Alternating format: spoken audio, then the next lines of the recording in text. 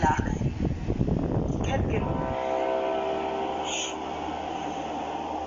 Ano po yung routine ninyo everyday na nag-iisa lang kayo sa bahay, ang kasama nyo lang ay kasambahay? Peace.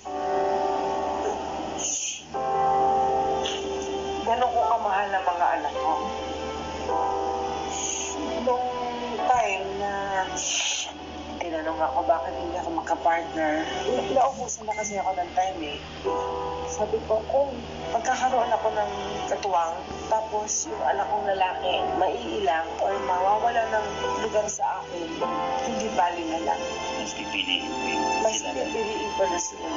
Ganun ko kamahal ng mga anak ko.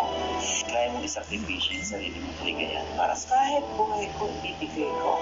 Pero sa pagkakataong ito, Miss G, hindi ka naman talaga iniwan ng mga anak mo. Nagkataon lang na gusto nila maging independent. Oo, independent.